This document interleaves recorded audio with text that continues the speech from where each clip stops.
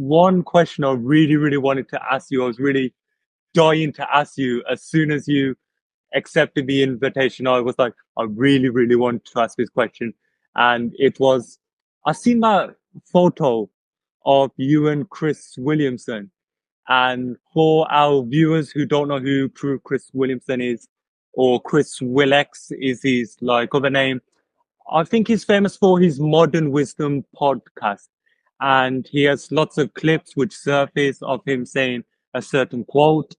And just he he speaks a lot of wisdom and deep conversations. And I wanted to ask you, how did that like come about?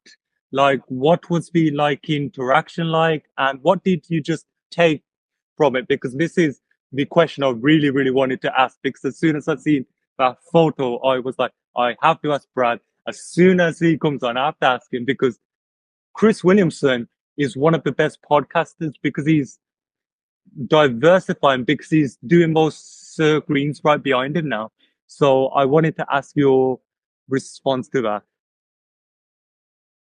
Yeah, absolutely. So, yeah, Chris has been one of my favorite podcasters for the past few years, and within the last year specifically, like he's absolutely blown up. He's over 1 million subscribers at this point, and it's absolutely amazing because he not only, obviously, since he's a really big platform now, gets to have on the super big guests, the Jordan Petersons, the David Goggins, but he also, even though he's big, still makes it a point to bring on those smaller guests that nobody knows exists, but they have so much value to share in their specific field and stuff. So that's a beautiful thing that he's still brings. And so I think he's a great example of a podcaster that is not only spreading knowledge and positivity, but is also the most authentic that he can be. I mean, he's so vulnerable about, something that he's dealing with or something that he's going through. And it's not often that you see a big creator be that vulnerable or that open about something. But anyway, meeting him was an absolutely incredible experience. So I think it was the day of, so he went on tour with James Smith. And if anyone doesn't know James Smith, he does a lot of fitness content and some comedy stuff, and he's really funny and very insightful too. And so they went on tour together, and so they were in New York City. And the day of, I did an in-person podcast with a guest at a studio, and I called my friend right after. I'm like, "You want to go to the city tonight? You want to go see them?" And he was. I had to convince him. He's like, "I don't really want to go to the city, blah blah blah." But I got him to say yes because I was like, I got to go see. I've been a fan of Chris's podcast for a long time. I love what he talks about. I got to go see what he has to say in person at this event and everything. And at the time, I didn't even know who James Smith was. I didn't know who he was until I got there. And then nowadays, after meeting him too and talking to them, now I watch James's content too. Great guys. Anyway, me, my best friend Jack, who I mentioned before, who I had the podcast with a while ago when I was in high school, and my brother, we went that night. My brother had to meet us later in the city because I think he was coaching or something before. But anyway, he met us there, and we watched Chris present, and then we watched James present. And they also had a Q&A at the end of their talks, and the people in the audience would have a chance to ask a question.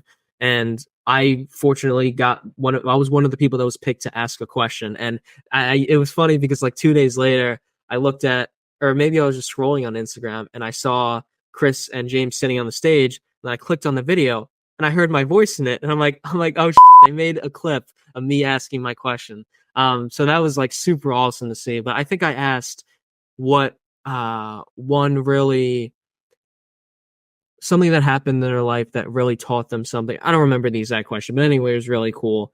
And so anyway, at the end, they were like, "Oh, we're gonna go drink. We're gonna go hang out at this this bar across the street from the venue. If anyone wants to like come and hang out with us, you guys are more than welcome to." So we leave the venue and we go there, and me and my brother and my friend get there. It's 21 plus. We're not 21, and we don't go clubbing and stuff, so we don't got no fake IDs or anything, right? So we talk to the bouncer on the front. He's like, "Yeah, you got to be 21." We're like, "Oh crap! Like how are we gonna miss this? We're not gonna be able to talk to them." But anyway, it ended up working out better because obviously, since none of us drink or anything, it wouldn't have been worth us to go in there and hang out because they would have been mobbed. I'm sure once Chris and James walked in there, they probably were mobbed with a bunch of people talking to them. But anyway, we stood outside the venue and we saw Chris and James start walking on the sidewalk, towards us. And there were a few other people who were standing out there, so they got to talk to them as well. And then I waited till they were done, and I went up to Chris, and we introduced ourselves. I'm like, Brad, nice to meet you. And I told him that I had my own podcast, and we recently broke 1,000 subscribers. And he looked at me, and he had the biggest smile on his face. He shook my hand, and he gave me a hug, and he was like, "Congrats, man!" And in that moment, it was so great because this is a guy. Obviously, some big creators or celebrities, some of them are like assholes in person. Some of them just aren't like who they live up to be on the camera.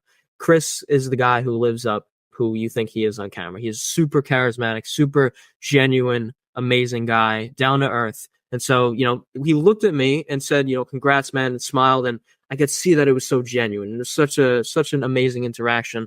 And I was like, we just recently broke 1,000 subscribers. He's like, "Congrats, man." He's like, that to like 10,000 is like the best. He's like, it goes downhill after that. Like, you're just sending emails all day and this and that. And we had a few laughs and it was really cool.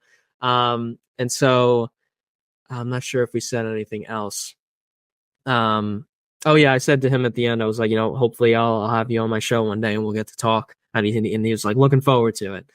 So that was very cool. And then, we took pictures with him, my brother, my friend Jack, and I took pictures with Chris and James. And we had a few more small talk, and then we went our separate ways.